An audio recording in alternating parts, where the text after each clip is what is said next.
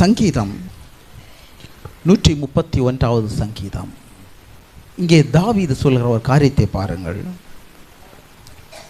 கர்த்தாவே, என் இருதயம் இருமாப்புள்ளதல்ல, என் கண்கள் மேட்டிமையுள்ளவளும் அல்ல. பெரிய காரியங்களிலும் எனக்கு மிஞ்சின கருமங்களிலும் நான் தலையிடுகிறதும் இல்லை. தாயின் பால் மறந்த குழந்தையை போல நான் என் ஆத்துமாவை அடக்கி அமர பண்ணினேன். என் ஆத்துமா பால் மறந்த குழந்தையை போல இருக்கிறது. பாருங்கள், தாவீது அவருடைய வாழ்க்கையில் கைக்கொண்ட ஒரு மிக மிக முக்கியமான ஒரு காரியம். அதாவது திரும்பவும் சொல்கிறேன் பாருங்க. கர்த்தாவே, என் இருதயம் இருமாப்புள்ளதல்ல, மேட்டிமையானவளை நான் சிந்திப்பதில்லை, மேட்டிமையானவளை நான் செயல்படுவதும் இல்லை. மட்டுமல்ல, என் கண்கள் மேட்டிமையுள்ளவளும் அல்ல. பெரிய காரியங்களிலும் எனக்கு மிஞ்சின கருமங்களிலும் நான் தலையிடுவதும் இல்லை. சரிவர தியானித்து பாருங்கள். சொல்ல பார்த்தீங்களா, கடைசியில் எனக்கு மிஞ்சின கருமங்களிலும் பெரிய காரியங்களிலும் எனக்கு மிஞ்சின கருமங்களிலும் நான் தலையிடுகிறது இல்லை. பார்த்தீங்களா? அதாவது தேவன் எனக்கு கொடுத்த வட்டத்துக்குள்ளே, அந்த எல்லைக்குள்ளே நான் தங்கி இருக்கிறேன். தேவையற்ற எந்த ஒரு காரியத்திலும் நான் ஈடுபடுவதும் இல்லை. அந்த காரியம் எனக்கு மேலானதாக இருக்கலாம் அல்லது எனக்கு தேவையற்றதாக இருக்கலாம். ஆகவே அப்படிப்பட்ட காரியங்களை தவிர்த்து தேவன் எனக்கு ஒரு எல்லை வைத்திருக்கிறார். அந்த எல்லைக்குள்ளேயே நான் என்ன ஓட்டத்தை ஓடிக்கொண்டே இருக்கிறேன். அதன் விட்டு என்ன நடந்தது பார்த்தீர்களா? பிதாவுக்கு பிரியமானது தன் புத்திரனாகிய இயேசு கிறிஸ்து அவர் கொடுத்த எல்லைக்குள்ளே அந்த ஓட்டத்தை ஓடிக்கொண்டே இருக்க வேண்டும். ஆகையால்தான் இயேசு கிறிஸ்து எந்த காரியமானாலும் அவர் பிதாவின் உத்தரவின்றி, பிதாவின் சித்தமின்றி செய்வதே அல்ல, செய்யவே மாட்டார். அவருக்கு ஒரு தெய்வ பயம் என்றால், அப்படி நான் செய்வது நிமித்தம் என் பிதா என்னை சுற்றி வைத்திருக்கிற எல்லையை விட்டு வெளியே போய்விடுவேனோ என்ற பயத்தை நிமித்தம் எதை செய்தாலும் பிதாவின் விருப்பப்படி சித்தத்தின்படி செய்வார். அதே தாவீது சொல்கிறார் இங்கே. பாருங்கள், மட்டுமல்ல, தாவீது கடந்து போன இவ்வளவோ பாடுகள், அநேக வருடங்கள் சவுலும் அவருடைய யுத்த வீரர்களும் தாவீதை அநீதியான முறையில் துரத்தி கொண்டே இருந்தார்கள். ஆனால் தாவீதோ கடந்து போன வழிகள் உங்களுக்கு தெரியும். அநேக பாடுகள், உபத்திரவங்கள், கஷ்டங்கள், இது எல்லாம் மத்தியிலையும் தேவன் அவனை விட்டு விலகவே இல்லை. தேவன் தாவீதோடு இருந்து கொண்டே இருந்தார். அதற்கு ஒரே ஒரு காரணம், தாவீதோ அவரே சொல்லுகிறார், நான் எனக்கு தேவையற்ற, அதாவது பெரிய காரியங்களிலும் எனக்கு மிஞ்சின கருமங்களிலும் நான் தலையிடுகிறதில்லை. தேவையில்லாமல் மற்றவருடைய காரியங்கள் நான் தலையிடுவதில்லை. எனக்கு மேலான காரியங்கள் நான் ஈடுபடுவதில்லை. தேவன் பார்க்கிறார். அந்த தாவீதின் இருதயத்தின் வாஞ்சையை கண்ட தேவனோ எப்படிப்பட்ட சூழ்நிலைகளிலும் பாடுகளிலும் தேவன் தாவீதை விட்டு விலகுவதே இல்லை.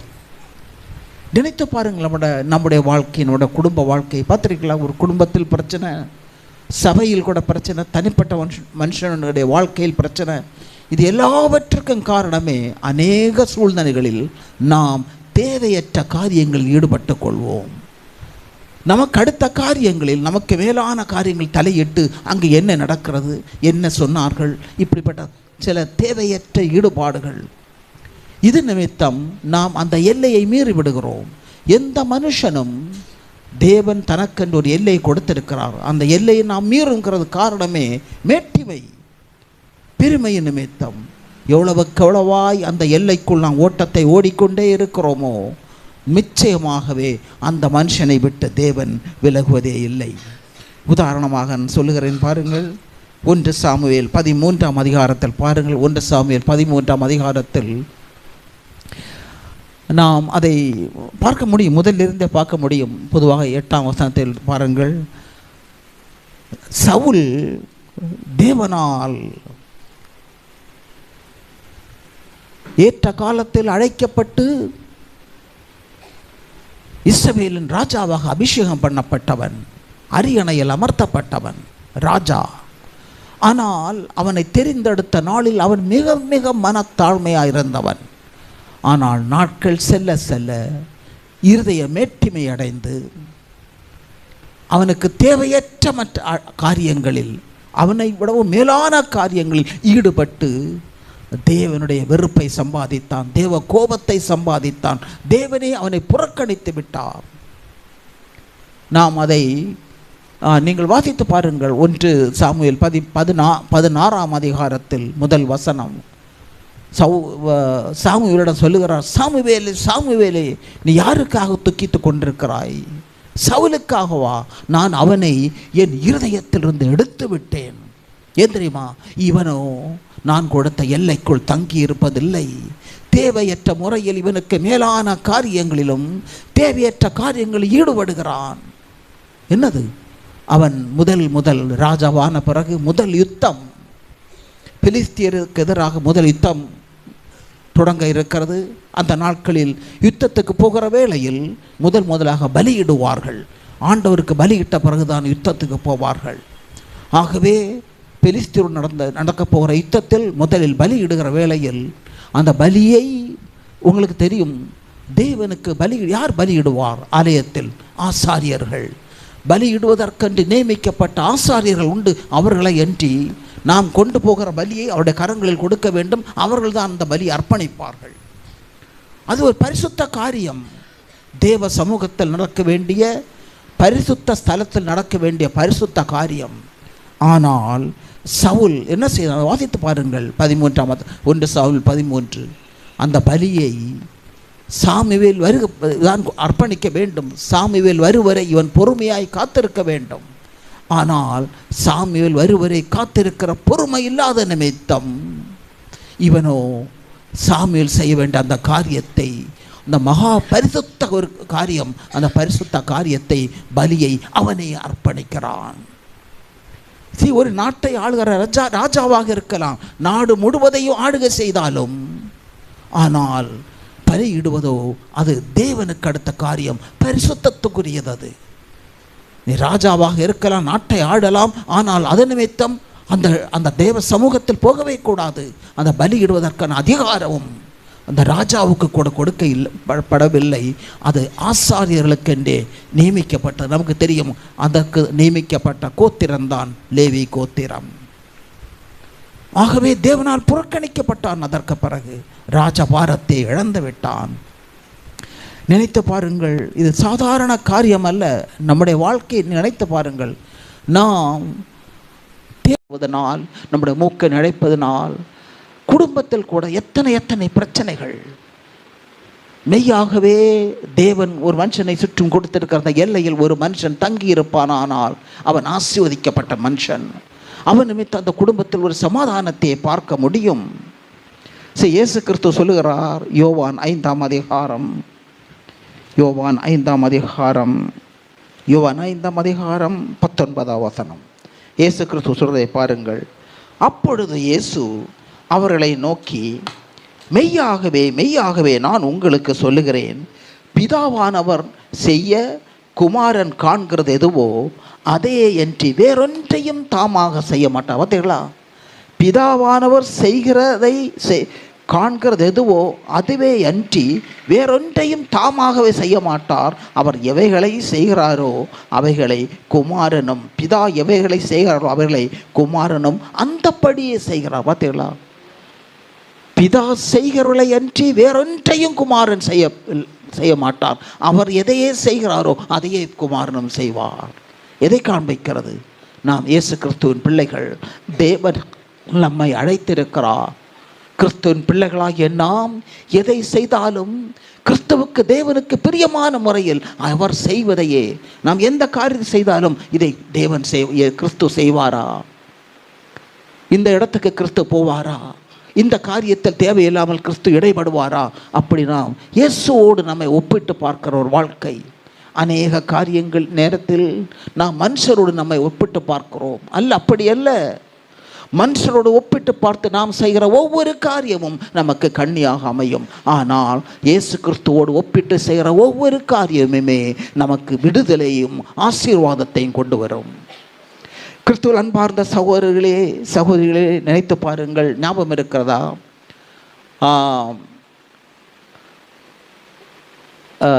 கலீலியாவில் உள்ள கானா ஊர் கல்யாணம். இயேசு கிறிஸ்து முதலில் செய்த அற்புதம். அங்கே கல்யாணத்துக்கு வந்திருக்கிறார். யோவான் 2ஆம் அதிகாரம். அந்த கல்யாணத்தில் முதலில் இருந்தே பார்க்கலாம். அந்த கல்யாணத்தில் இயேசு கிறிஸ்துவும் அதே போல சீஷர்களும் தாயும் வந்திருக்கிறார்கள். அந்த கல்யாணத்தில் பந்தி வழங்கப்பட்ட போது அங்கே திராட்சை ரசம் தீர்ந்து விட்டது. பாதி பேருக்கு திராட்சை ரசம் இல்லை. உடனே தாயானவள் இயேசுவிடம் வந்து சொல்லுகிறார். பார்த்தீர்களா? 3ஆம் வசனம். திராட்சை ரசம் குறைவுபட்ட போது இயேசுவின் தாய் அவரை நோக்கி அவர்களுக்கு திராட்சை ரசம் இல்லை என்றாள். அது இயேசு பதில். பார்த்தீர்களா? அதற்கு இயேசு, ஸ்திரீயே, எனக்கும் உனக்கும் என்ன? என் வேளை இன்னும் வரவில்லை. தாயை பார்த்து, ஸ்திரீயே, பார்த்தீர்களா? எனக்கும் உனக்கும் என்ன? என் வேளை இன்னும் வரவில்லை. என் பிதா உத்தரவு கொடுக்கவில்லை. என் பிதாவின் உத்தரவுக்காக காத்திருக்கிறேன். இந்த பரிசுத்த காரியத்தில் உனக்கு என்னோட இடைப்பாடு இல்லை. ஆகவே ஸ்திரீயே, நீ தள்ளினல். என் பிதா உத்தரவு கொடுக்கிற வேளையில் இங்கே ஒரு அற்புதம் நடக்கும். அதே போல பிதாவின் உத்தரத்துக்கு காத்திருந்தார். அதன் நிமித்த உத்தரவு கிடைத்தவுடன் அதிசயத்தை செய்தார். அதற்கு பிறகோ திராட்சை ரசம் முந்திர ரசத்தை விடவும் பிந்திர ரசமோ அது ருசியுள்ளாது இருந்தது.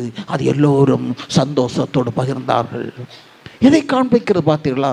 எதை செய்தாலும் பிதாவின் உத்தரவின்படியே செய்கிறார். ஏனெனில் இயேசு கிறிஸ்து இந்த பூமியில் ஊழியம் செய்த நாட்களில் ஒன்று தெரியுமா? அவர் உலகம் முழுவதும் போயிருக்கலாம், போகவே இல்லை. அநேக இடங்களில் ஊழியம் என்று சொல்லிக்கொண்டு போயிருக்கலாம். பல தேசங்களுக்கு போயிருக்கலாம், போகவே இல்லை. பிதா கொடுத்த எல்லை, அந்த இஸ்ரவேலை சுற்றிலும் பிதா கொடுத்த அந்த எல்லைக்குள் சுற்றி கொண்டே ஊழியம் செய்தார். பிதா இவர் எல்லை நிர்ணயித்திருந்தார். ஆகையினாலே அந்த எல்லைக்குள் இருந்து அவர் செய்த சகல ஊழியங்களையும் இயேசு கிறிஸ்து பிதாவோ அபரிமிதமாய் ஆசீர்வதித்தார். நினைத்து பாருங்கள். நான் மெய்யாகவே சொல்கிறேன், ஒரு தாழ்மையுள்ள மனுஷன், மனத்தாழ்மையுள்ள மனுஷன் எப்பொழுதுமே தன் எல்லையை அவன் அந்த எல்லைக்கு வெளியே போகாதவாறு தன்னை காத்து கொள்ளுவான். ஒரு மனுஷன் பரிசுத்த ஆவியின் மீது அபிஷேகம், அந்த அபிஷேகத்தின் மீது தாகம் இருந்தால் தெரியுமா, என் சுய புத்தியினால் அல்ல, சுய பலத்தினால் அல்ல, பரிசுத்த ஆவியின் நிறைவோடு வாழ வேண்டும் என்ற வாஞ்சை இருந்தால் மெய்யாகவே பரிசுத்த ஆவியானவர் நமக்குள் வாசம் செய்து நம்முடைய எல்லையை கண்காணித்து கொண்டே இருப்பார். எப்பொழுது எல்லையை விட்டு மீறுகிறோமோ உடனே ஆவியானவர் உடனே அதை நமக்கு நினைப்பூட்டுவார். ஆகவே ஆவியானுடைய ஏவுதலின்படி நம்முடைய ஓட்டத்தை எல்லைக்குள் ஓடிக்கொண்டே இருக்க முடியும். இயேசு கிறிஸ்துவை போல் எவ்வளவு சந்தோஷமான வாழ்க்கை.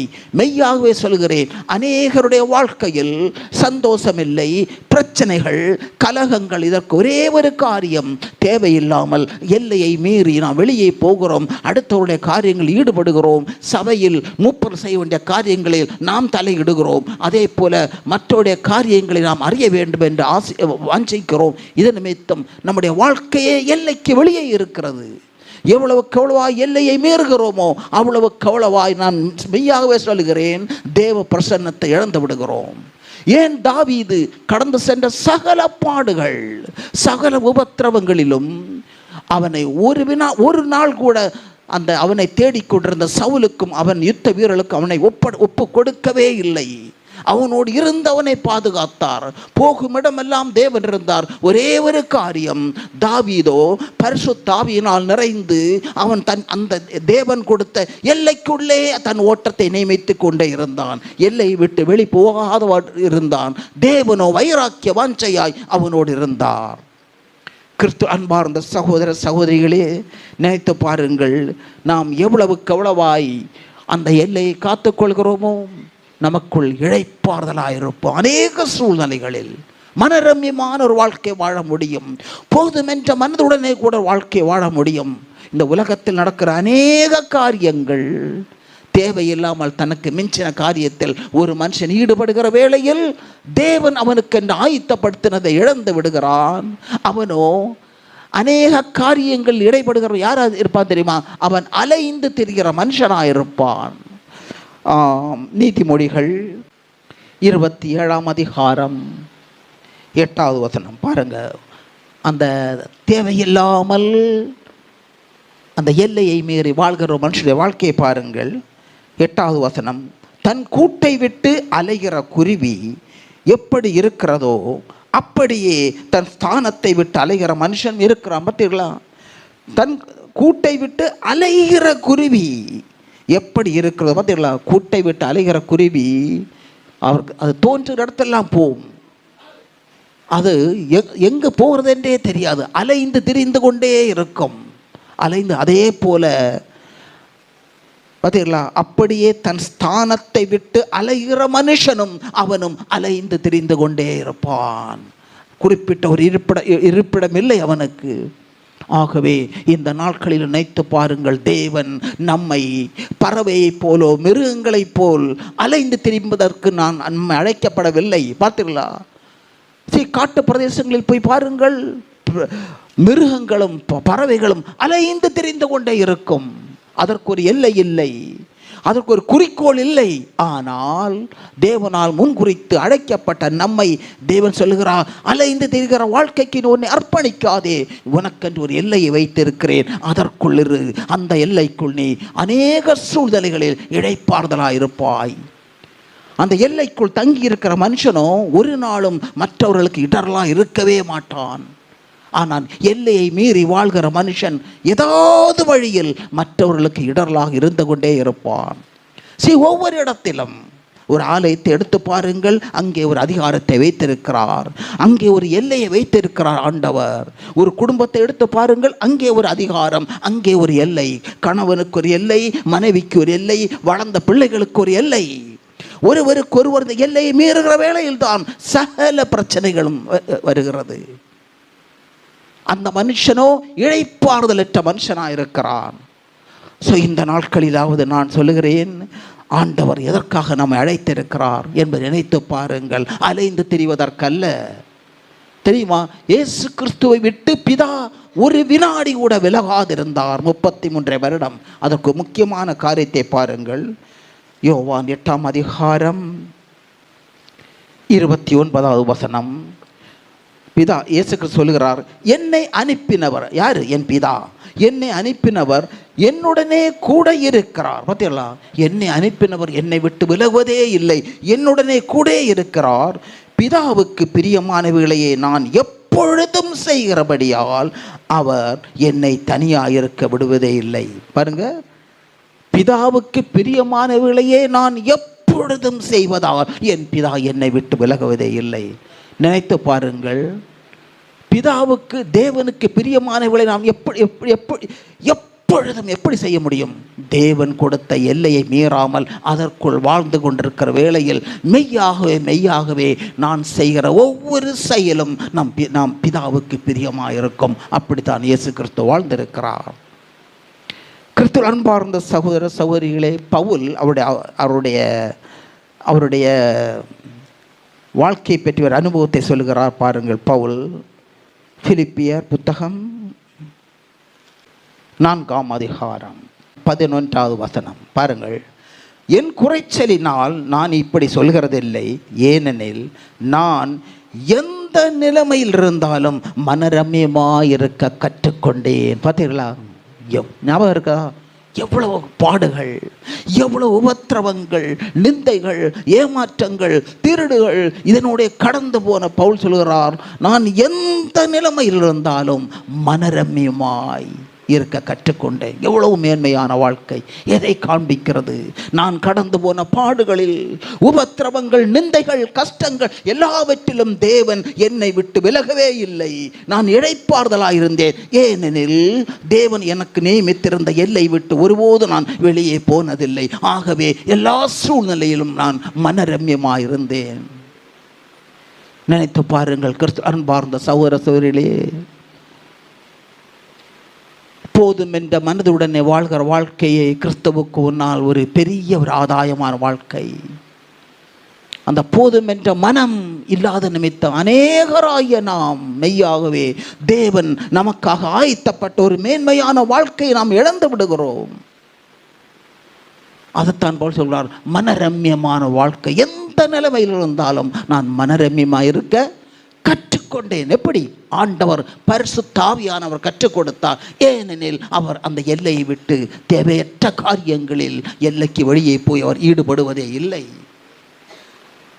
நான் நினைக்கிறேன், இப்படிப்பட்ட செய்தியை நீங்கள் அநேகமாக கேட்டிருக்க மாட்டீர்கள். இதை ஒரு செய்தியாகவே கிறிஸ்தவம் என்று பார்ப்பதில்லை. இது மெய்யாகவே சொல்கிறேன், மிக மிக மிக முக்கியமான ஒரு காரியம் வாழ்க்கையில்.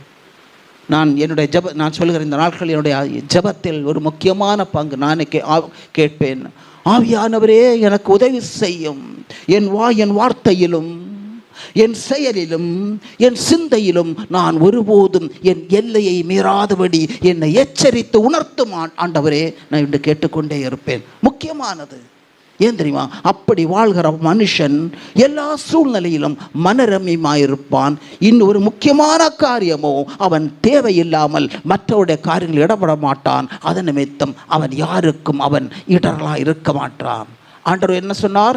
மற்றவர்களுக்கு இடரலாக இருக்கிறவர் உனக்கு ஐயோ, நீ எந்திரக்கல்லை கழுத்தில் கட்டி கடலில் மூழ்குவது நலமாயிருக்கும். இன்றாவது கற்றுக்கொள்ளுவோம். ஒரே ஒரு வாழ்க்கை. தேவன் அந்த நாம் நம்மை சுற்றிலும் வைத்திருக்கிற அந்த எல்லைக்குள்ளாம் இடைப்பார்தலாய் மனரம்யமாய் வாழ நாம் கற்றுக்கொள்வோம். இது நிமித்தம் அநேக குடும்பங்களில், சபைகளில் பிரச்சனைகள். தேவன் தனக்கு கொடுத்திருக்கிற எல்லை, தேவன் தனக்கு கொடுத்திருக்கிற ரெஸ்பான்சிபிலிட்டி, இதை மறந்து தேவையில்லாமல் மற்றவர்களை காரியங்கள் இடைப்பட்டு அங்கே நடக்கிற காரியங்களை தெரிந்து கொண்டு இவர்கள் போகிற இடங்களில் எல்லாம் பிரச்சனைக்குரியவர்கள். இவரிடத்தில் இருக்கிற ஆவியே வேறே ஒரு ஆவி, தேவனுடைய ஆவி அல்ல. நீதிமொழிகள் 15ஆம் அதிகாரத்தில் ஒரு வசனத்தை பாருங்கள்.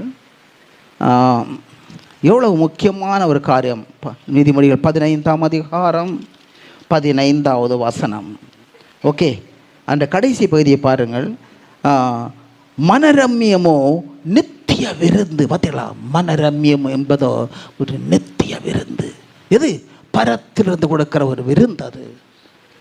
ஆகவே அந்த மனரம்யமான வாழ்க்கை நாம் வாஞ்சித்து பெற்றுக்கொள்வோம். இதற்காக நாம் கேட்டு பெற்றுக்கொள்வதல்ல, நம்முடைய முன்னான நிலைமையை பார்த்து நாம் ஆழமாய் மனம் திரும்ப வேண்டியிருக்கிறது. இந்த காரியத்தில் இல்லாத பட்சத்தில் நாம் இன்னும் அநேகருக்கு இடரலாக இருப்போம். நாம் சவுலை பற்றி கேட்டோம். சவுலை அவனுடைய மனத்தாழ்மை கண்டு தேவன் அவனை அபிஷேகம் பண்ணி இஸ்ரவேலில் ராஜாவாக அரண்மனையில் அரியணையில் அமர்த்தின அவன் மெட்டிமை அடைந்து தன்னுடைய எல்லையை மீறி அவனோ பரிசுத்த ஸ்தலத்தில் பரிசுத்தவான் செய்ய வேண்டிய அந்த பலியை இடுவதற்காக அந்த இடத்தில் வந்து பலியை இட்டு தேவனுடைய இருதயத்துக்கு அவன் ஆகாதவனாய் மாறினான். அவனை ஆண்டவர் தள்ளி போட்டார். அதே போல 2வது காரியத்தை பாருங்கள். இங்கே இன்னொரு ராஜாவின் கதையை பாருங்கள். 2 நாளாகமம் 26ஆம் அதிகாரம். 2 நாளாகமம் 26ஆம் அதிகாரம். இங்கே ஒரு ராஜாவை பற்றி பார்க்கிறோம். எருசலேமின் ராஜா உசியா ராஜா. ஓகே, இங்கே இதே போல வாலிபத்திலேயே இவனை தன்னுடைய திறமையும் மனத்தாழ்மையும் வைராக்கியத்தையும் கண்ட தேவன் இவனை ராஜாவாக அபிஷேகம் பண்ணி அரியணையில் அமர்த்தினார். பாருங்கள், நாட்கள் செல்ல செல்ல தன்னுடைய ராஜபாரத்து நிமித்தம் அந்தஸ்து நிமித்தம் அவன் இருதய மேட்டிமை அடைந்து அவன் செய்த காரியத்தை பாருங்கள். 16வது வசனம் பாருங்க. அவன் பலப்பட்ட போது, அதான் காரியம், அவனுடைய ராஜபாரியத்திலும் தன் சுய பலத்திலும் அவன் பலப்பட்ட போது தனக்கு கேடு உண்டாகும் மட்டும் அவனுடைய மனம் மேட்டிமையாகி தன் தேவனாகிய கர்த்தருக்கு விரோதமாக மீறுதல் செய்து தூவ பீடத்தின் மேல் தூபம் காட்ட கர்த்தருடைய ஆலயத்துக்குள் பிரவேசித்தான். பாருங்க, சவுல் செய்த அதே காரியத்தை இங்கே உசியா ராஜாவும் அதையும் செய்கிறார். சகல அந்தஸ்துகளோடும் வசதிகளோடும் ராஜாவாக அரண்மனையில் இருந்து அந்த ஆசனத்திலிருந்து நாட்டையே ஆண்ட ராஜா. ஆனால் இப்பொழுதோ தன்னுடைய எல்லையை மீறி அவன் ஆலயத்தின் பரிசுத்த ஸ்தலத்திற்குள் வருகிறான். பாருங்க, அவனுக்கு சம்பந்தம் இல்லாதது. நீ நாட்டையே ஆளுகிற பிரதம மந்திரியாக இருக்கலாம், பிரசிடெண்டாக இருக்கலாம், ஆனால் ஆலயத்துக்குள் அந்த பரிசுத்த ஸ்தலத்துக்கு அங்கே வருவதற்கு ஒரு அனுமதி இல்லை. That's none of your business. அங்கே நடக்கிற காரியங்களில் யாருமே தலையிடக்கூடாது. ஏனெனில் நாட்டை ஆளுவது வேறு, சபையை நடத்துவது வேறு. இது பரிசுத்த தலம், அது அரசியல். அதே போல நாட்டை ஆளுகிற அவன் செய்த காரியத்தை பாருங்கள். அவன் அந்த இருதய மேட்டிமை அடைந்து அவன் மனம் மேட்டிமையாகி தன் தேவனாகிய கர்த்தருக்கு விரோதமாக மீறுதல் செய்து தூப பீடத்தில் மேல் தூபம் காட்ட கர்த்தருடைய ஆலயத்துக்குள் பிரவேசித்தான். பாருங்க என்ன நடந்தது பாருங்க. அதற்கு பிறகு நடந்த காரியம், அடுத்த வசனம். ஆசாரியனாகிய அசரியாவும் அவனோட கூட கர்த்தரின் ஆசாரியான பராக்கிரமசாலியான 80 பேரும் அவன் பிறகே உட்பிரவேசித்தார்கள். ஓகே, ராஜா உள்ள வருகிறான், ராஜா அந்தஸ்தோடு இவன் பரிசுத்த ஸ்தலத்துக்கு வருகிறான் என்றதை கண்டவுடன் 80 ஆசாரியர்கள் கூட வந்து இவனை பின்தொடர்ந்தார்கள். 18வது வசனம். ராஜாவாகிய உசியாவியோடு எதிர்த்து நின்று, உசியாவே, கர்த்தருக்கு தூபம் காட்டுறது உமக்கு அடுத்ததல்ல. தூபம் காட்டுறது பரிசுத்தமாக்கப்பட்ட ஆரோன் குமாராகிய ஆசாரியருக்கு. பார்த்தீங்களா, அங்கதான் காரியம். இது உனக்குரிய காரியம் அல்ல, இதற்கென்று தேவனால் நியமிக்கப்பட்ட ஆசாரியர்கள் இருக்கிறார்கள். பார்த்தீங்களா? ஆனால் ஆரோன் பரிசுத்த ஸ்தலத்தை விட்டு வெளியே போம் என்று சொல்லி, நீ வெளியே போ, நீ ராஜாவாக இருக்கலாம், நீ நாட்டை ஆளுகிறவனாக இருக்கலாம், நீ ஆலயத்தை வெட்டி வெளியே போய் என்னை துரத்துகிறார்கள். அடுத்த பாருங்கள். இது பரிசுத்த ஸ்தலத்தை விட்டு வெளியே போம், மீறுதல் செய்தீர், இது தேவனாகிய கர்த்தராலே உமக்கு மேன்மையாக லபியாது என்றார்கள். அப்பொழுது நடந்த காரியத்தை பாருங்கள். உசியா கோபம் கொண்டான். யாரு? உசியா ராஜா. அவன் தூப கலசத்தை தன் கையிலே பிடித்து ஆசாரியருடைய கோபமாய் பேசுகிற போது ஆசாரியருக்கு முன்பாக கர்த்தருடைய ஆலயத்திலே தூப பீடத்தின் முன் நிற்கிற அவனுடைய நெற்றியிலே குஷ்ட ரோகம் பதிலா தோன்றிற்று. அவர்களுக்கு முன்னே எப்பொழுது அவன் தேவனை மீறினானோ, தன் சுயபலத்தை பயன்படுத்தினானோ, தேவனுடைய அந்த எல்லையை மீறி உள்ளே பரிசுத்தத்தில் பிரவேசித்தானோ, தூப கலசத்தை எடுத்தானோ, உடனே அவருடைய நெற்றியில் குஷ்டம் கண்டது. என்ன நடந்தது பார்த்தீர்களா? அங்கே குஷ்டரோகி அங்கு தேவனால் சவிக்கப்படுகிறான். 21ஆம் அதிகார வசனம். ராஜாவாகிய உசியா தன் மரண நாள் மட்டும் குஷ்டரோகியாயிருந்து கர்த்தருடைய ஆலயத்துக்கு புறம்பாக்கப்பட்டபடியினால் ஒரு தனித்த வீட்டிலே குஷ்டரோகியாய் வாசம் பண்ணினான். அதற்கு பிறகு காலம் முழுவதும் ஒரு தனித்த வீட்டிலே, அங்கெல்ல, அவன் பாளையத்துக்கு வெளியே ஒரு சின்ன குடி வீட்டில் அவன் அங்கே அமர்த்தப்பட்டான். காலம் முழுவதும் நினைத்து பாருங்கள். அவன் ராஜாவாயிருந்து மனத்தாழ்மையாயிருந்த பொழுதோ, சிங்காசனத்தில் அரண்மனையில் வாழ்ந்த அவன் மேட்டிமை அடைந்த அவன் அந்த எல்லையை விட்டு வெளியே வந்தவுடன், செய்யத்தகாத காரியத்தை செய்தவுடன் தேவனால் சவிக்கப்பட்டு வாழ்நாள் முழுவதும் அவன் குடிசையில் வாசம் செய்கிறான். அவன் கோபுரத்திலிருந்து அரண்மையிலிருந்து குடிசைக்கு கொண்டு வரப்படுகிறான். நினைத்து பாருங்கள். நமக்கு கொடுத்திருக்கிற எல்லையை மீறுகிற வேளையில், தேவையில்லாத மற்ற காரியங்கள் ஈடுபடுகிற வேளையில் எவ்வளவாய் மற்றவர்கள் இடரலாயிருக்கிறோம், சபைக்கு இடரலாயிருக்கிறோம், தேவனுக்கு கோபம் ஊட்டுகிறோம். இந்த நாட்களில் நான் சொல்லுகிறேன், மெய்யாகவே நான் மனம் திரும்புவது நலமாயிருக்கும். ஏனெனில் நான் ஒரே ஒரு வாழ்க்கை, மெய்யான கிறிஸ்தவன் என்பதோ, தேவனால் முன்குறிக்கு அழைக்கப்பட்டவனுக்கு பரத்திலிருந்து கொடுக்கிற என்ன தெரியுமா? இழைப்பாறுதல். எல்லா சூழ்நிலையிலும் கஷ்டங்கள் வரலாம், நஷ்டங்கள் வரலாம், பாடுகள் வரலாம், நிந்தைகள் வரலாம். இது எல்லாவற்றின் மத்தியிலும் அவன் பவுலை போல் மனரம்யமாக இருக்க வேண்டும். ஏனெனில் எல்லா கஷ்டங்கள் பாடுகள் மத்தியிலும் தேவன் அவனை விட்டு விலகுவதே இல்லை. தேவன் இருக்கிறவரை ஒரு மனுஷன் அங்கே தாவீது ஒரு இடத்துல சொல்கிறார், ஆண்டவரே, நீ நரகத்தில் அங்கே இருந்தாலும் நான் உங்களோடு இருப்பேன். அதே போல எப்படிப்பட்ட கஷ்டங்கள் பாடுகள் வந்தாலும் நான் சொல்லுகிறேன், தேவன் ஒரு மனுஷனோடு இருக்கிற வேளையில் அந்த மனுஷன் இழைப்பார்தலாக இருப்பான். அப்படிப்பட்ட மேன்மையான வாழ்க்கைக்கு இந்த நாட்களிலாவது தேவையற்ற காரியங்களில் இடைப்பட்டு எல்லை விட்டு மீறாதபடி தேவன் நமக்கு தந்திருக்கிற அந்த எல்லைக்குள் நாம் தரித்திருந்து தேவனையை நோக்கி பார்ப்போம். இருப்போம். அது நிமித்தம் சபையிலும் குடும்பத்திலும் எல்லோர் மத்தியிலும் மெய்யாகவே நாம் ஒரு ஆசீர்வதிக்கப்பட்டவர்களாக இருப்போம். மற்றவரையும் ஆசீர்வதிப்போம். ஆமென்.